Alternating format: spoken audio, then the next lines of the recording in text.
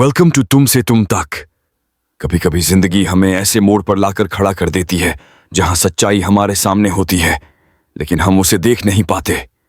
सब कुछ सामान्य लगता है, पर भीतर कुछ न कुछ टूटा होता है। अनु के साथ भी कुछ ऐसा ही हुआ। वो तो बस एक पुरानी अलमारी साफ कर रही थी, राजनंदिनी की चीजों को समेट रही थी ताकि यादें थोड़ी कम चुभें। पर उसे क्या पता था, उसी अलमारी के अंदर एक ऐसा सच छिपा है जो उसकी दुनिया ही हिला देगा।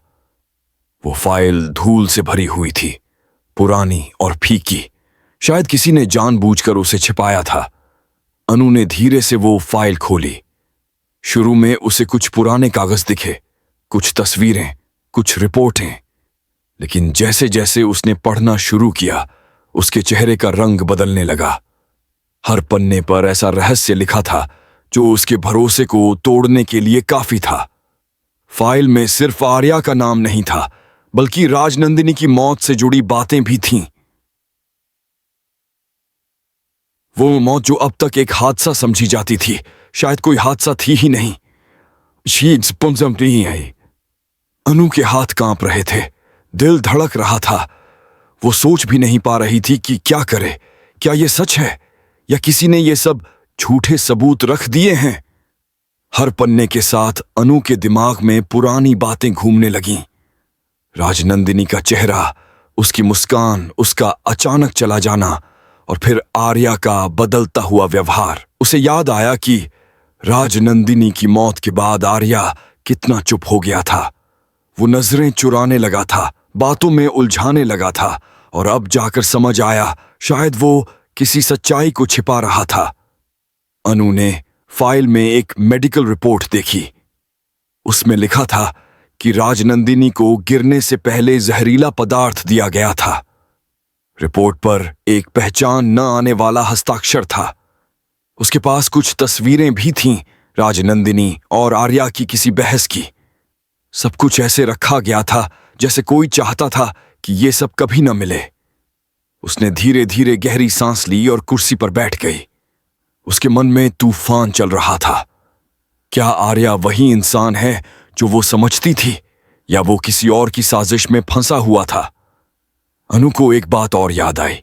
कुछ दिनों पहले आर्या देर रात बाहर जाता था और कहता था कि काम है, लेकिन अब सब जोड़ने पर सब कुछ साफ हो रहा था। कहीं वो इन फाइलों से जुड़ा कुछ तो नहीं कर रहा था।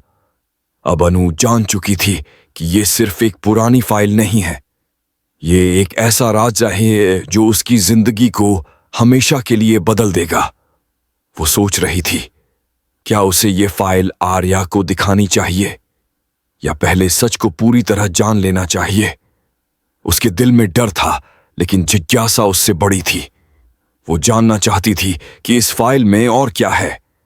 आखिरी पन्ना पलटते ही उसकी आंखों में आंसू आ गए।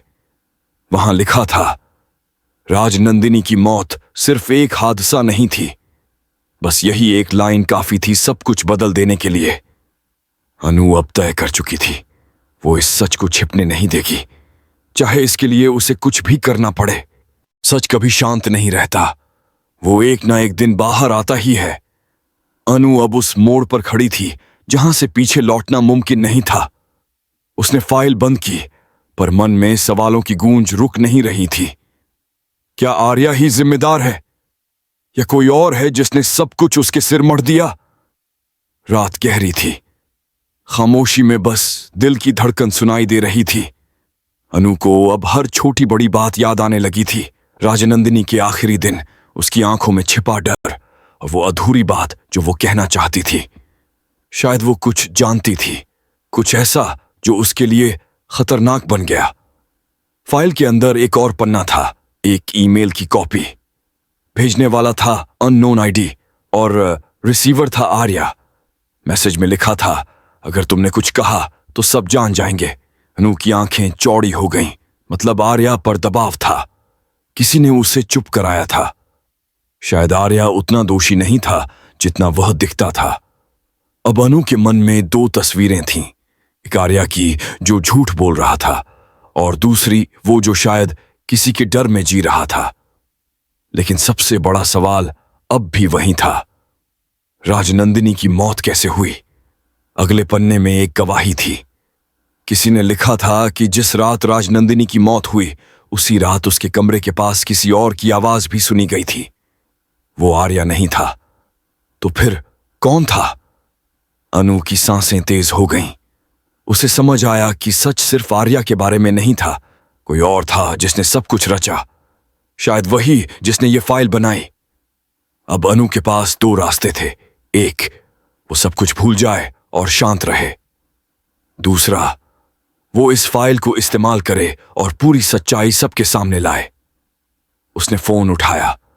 स्क्रीन पर आर्या का नाम चमक रहा था। उंगलियां कांप रही थीं, पर आंखों में दृढ़ता थी। उसने धीरे से कहा, आर्या, अब बहुत हुआ। मुझे सब पता है। अब सच छिपेगा नहीं। फोन के उस पार कुछ सेकंड की खामोशी रही। फिर एक भारी आवाज आई, अनु, तुम नहीं जानती वो फाइल तुम तक कैसे पहुंची। अनु के चेहरे पर हैरानी थी। मतलब, ये किसने भेजी? आर्या ने सिर्फ इतना कहा, वो जिसने राजनंदिनी को मारा अब तुम्हें ढूंढ रहा है। और लाइन कट गई। कमरे में सन्नाटा छा गया। अनु ने फाइल को सीने से लगा लिया। अब वो डर में नहीं थी, अब वो तैयार थी सच के साथ खड़े होने के लिए, चाहे सामने जो भी आए। धीरे से उसकी आवाज गूंजी, अब सबके सामने आएगा सच, चाहे दुनिया ही क्यों न टूट जाए। और कहानी यहीं ठहर गई, एक नए मोड़ से पहले, क्योंकि तुम से तुम तक की अगली कड़ी में अब शुरू होगा असली खेल।